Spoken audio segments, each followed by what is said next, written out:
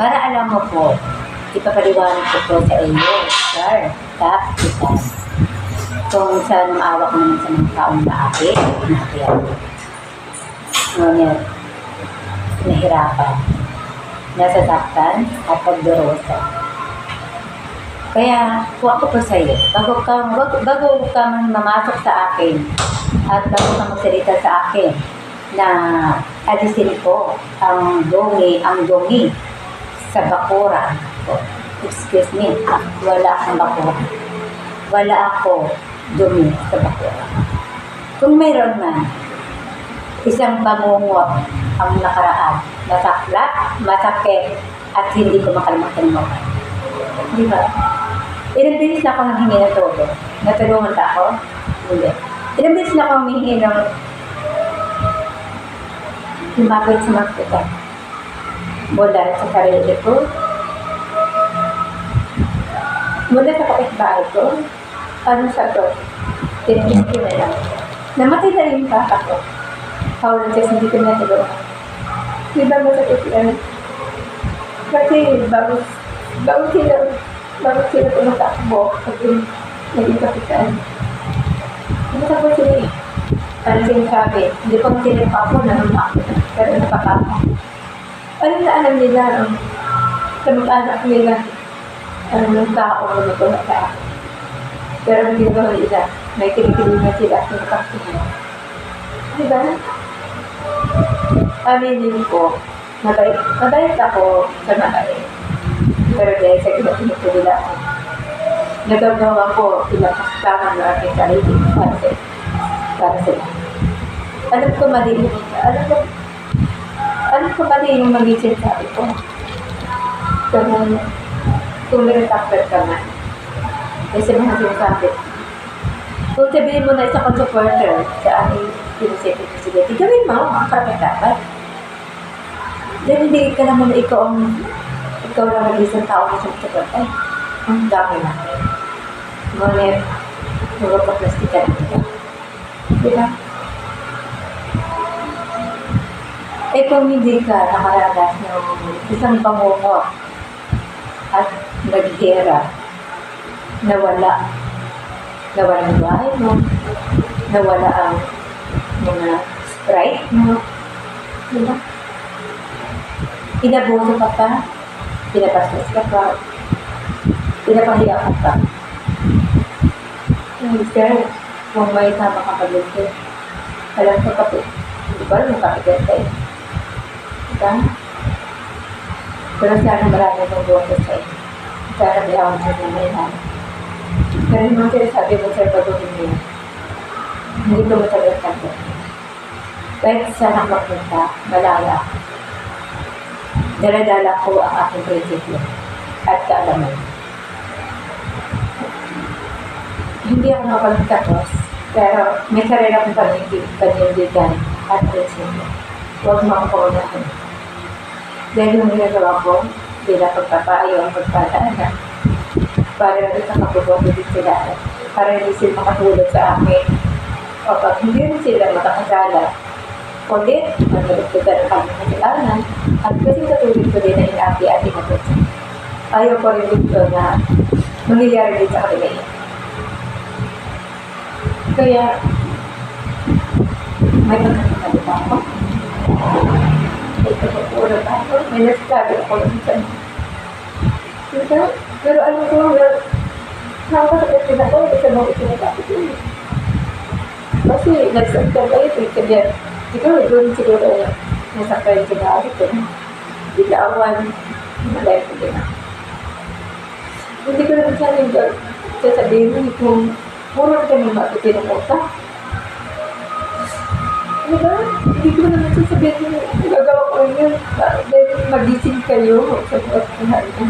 Nakakaya. Anong klase tayo? Nagpaparanas, kaya or nakapagtapos? Kaya siguro nakapag-aral ko siguro sa namin university.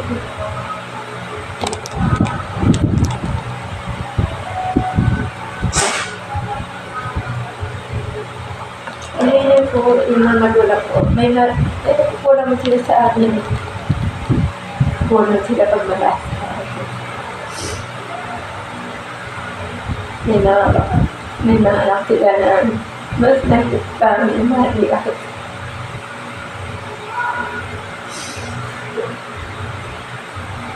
Umaasa ako sa kapatid ko sa mga. Pero, ginagawa nila sa akin, hindi ko sila makalimutan dahil mahalin ako. Sabi nga, di ba rin tinatapakan ako. At lahat ng galit niya sa ibang kapatid ko na sa akin, nandito ko. Binalagala ko yun. Parinig ni Papa. Alam ni Papa yun.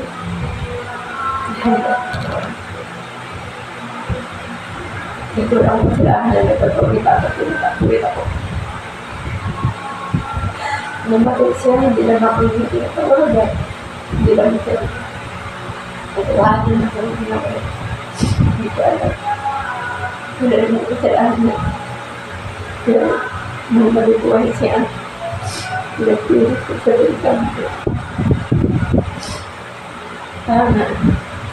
Minsan nakapagpapaya ko sa Papa. Bilang pinagpilit ko rin ang balik niya.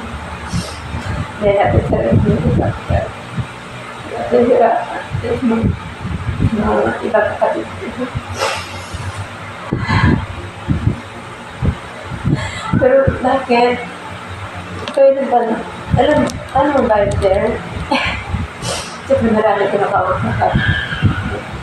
Nakikaibigan ka. Masya lang ako, ikaw pa ito na ako sabi sa akin na nagpo-comment ka nilang pagkaya. Parang gagawin, nakikita mo ako, akala mo, asawa kita, akala mo, kamag-anak, kuya kita, ito, hindi kita kilala rin eh.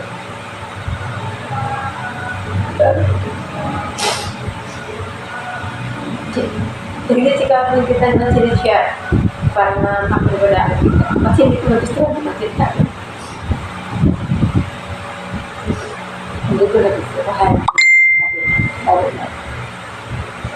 Hindi ba rin ako pinala kung lodo o kung saan ako nagkahali.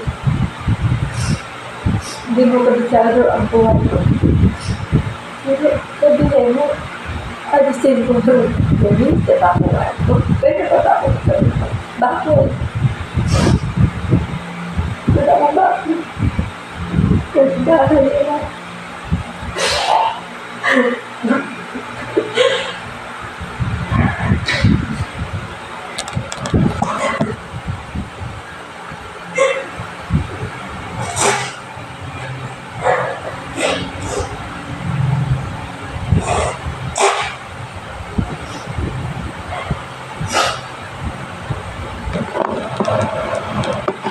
Dahil sana, magkaroon ang bakit eh. Magkaroon ang karitay. Karitay sa tao, walang pinta. Nakilala ko, yung panahal. Isang dili.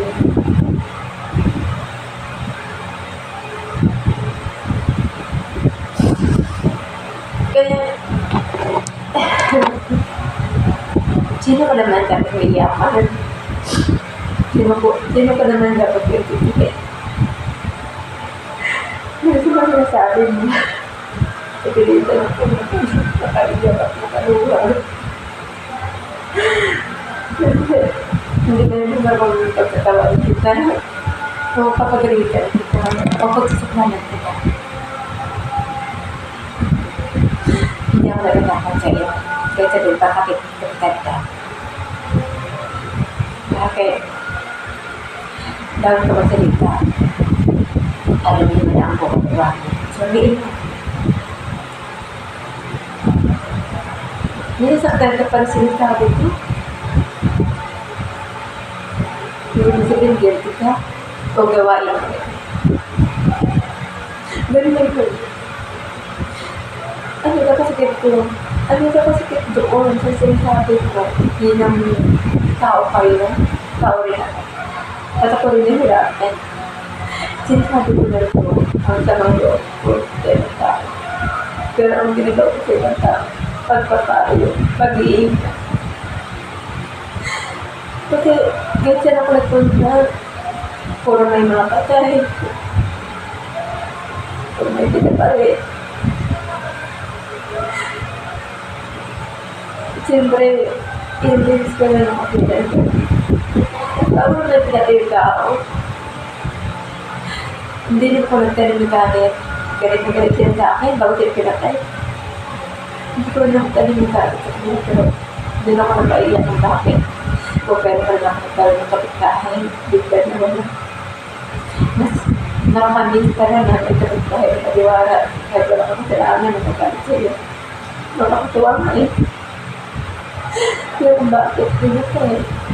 Ang dahilan, dahil may gawin sila sa chat mo. Hindi na may dahilan. Hindi na galing ako sa inyo.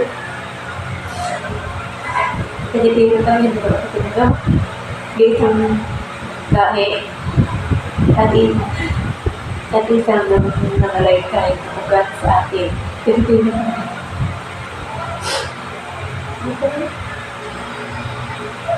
Kasi ako nagpinta. Kasi ako nagpinta.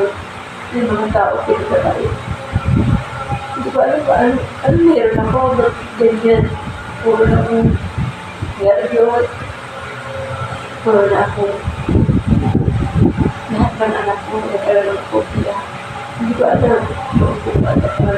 Ano pa ba makikita ko? Ano natin ko? Pero naglakad ko ba ito magpapaya?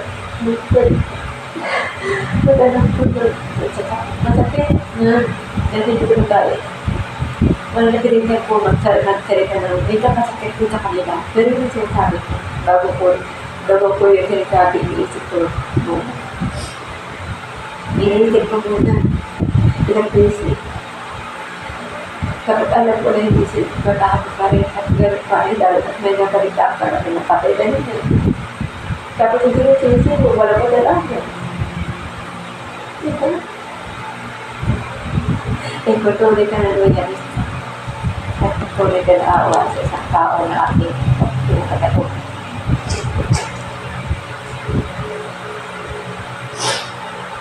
Sana na nakakatawa. Eh, kung sa kanya na tunay kang bitawan, hindi pa ito pinuha. Ayaw din naman makaringgan o marinig yung mga sinasabi. Wala ka kapitbahay. Buti nga yun, buti natin sa salita eh. Buti ko sa salita. Pero nanaig pa rin ko sa tinghan sa mga puso namin na tuloy. Na lagi nabi at hindi na makakonigay. Buti nga. Bakit? Pero ba kami naging kaibigan? Hindi ko rin sa mga tao. Kung meron na kami sa kapatid nila, tama, para sa inyo. Yun ay sinapatiwapin yung namin na kaya iba. Ang alam nila sa amin yun. Para sa mga sa amin po, para sa inyo. Napakasito tayo. Napakatao. Hindi na ibigay. Hindi. Diba? Ang klase ng kapitan. Kung pagkakasaan. Ano pa nun na mayroon kang magandang aral? Mahal mo ito niyahin.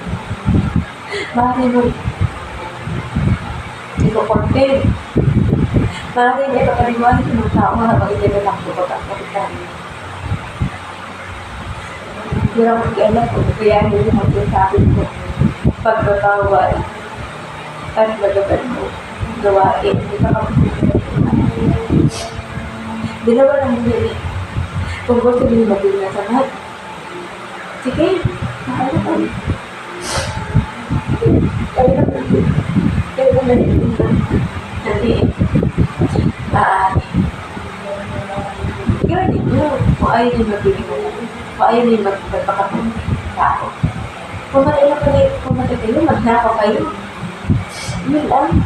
Simple, bakit naman yun. Kasi na ayaw ninyo nakakatawa at ayaw ninyo nakakatawa. Pero kung gusto din ninyo na nakabuti sa inyo at ito kung hindi masisira yung kanya, kung paano nyo sa naman, hindi kahit kapitan na kayo. Namilit ka naman doon eh. Mahaya ko ng gilid ko. Sinasabi ko. Hindi ko naman sinusulat. Hindi ko naman sinusulat. Wala magtuturo kayo na maging masama kayo. Wala magtuturo kayo na sige magtinawa kayo kung hindi. Ano siguro pinapaliwala na magsasabi na para kayo. Hindi pa sa akin. Hindi pa sa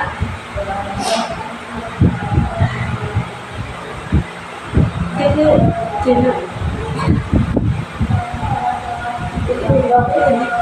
paano naman talaga kung bagong hirap sila?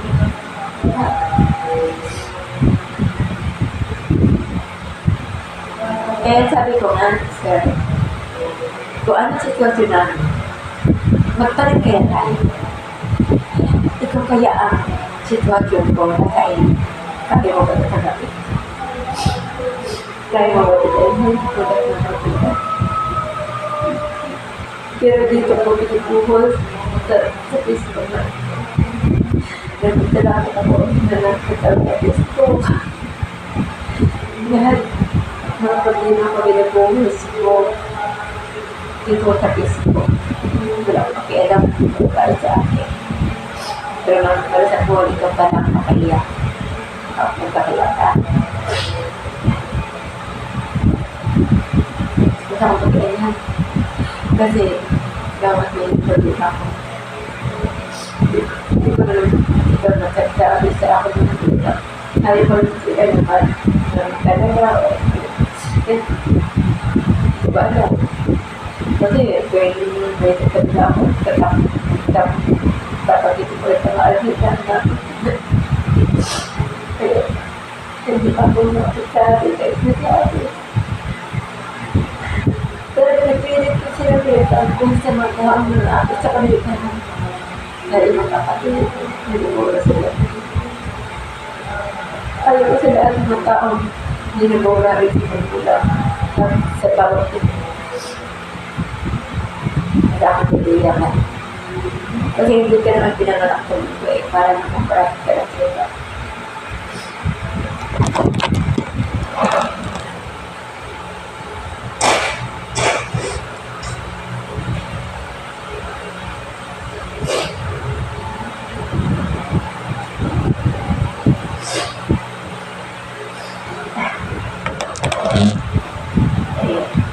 So, kapag kasi narinig ko na minamura ng mga tao, mga sundalo dyan, medikalo dyan, minamura. Sulit ba, nabita ako siya. Pwede sabihin ko, sabi yung asawa niya minamura. Kaya ito na lang pag sila, hindi ba sila magmumura. Doon na naman sila na ginagmumura sa pagkakamutan, makakasarap. Hindi na gawin. Dito kasi kapag wala naman, gawa, lang. Expert na ko na eh. Pero kanta ng palamura yung mga asawa. Diba? Kaya ako, pinas na ako yung akin na kung kapagay na ito. Kasi walang kahirap na nagiging isang magulang. Kasi tapos wala ka pa masupungin sila ng kapina. Tapos ganun na lang, nanarabasa ako. Tuloy sa bakuran.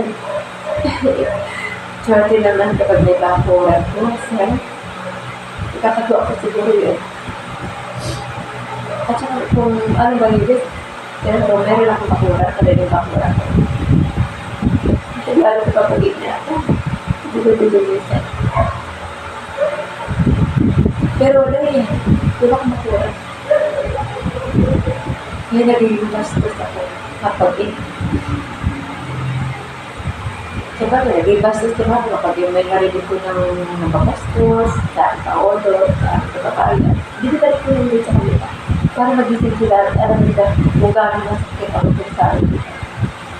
Diba? Tulad naman, sila naman ito pag-inakaw sa mga nato.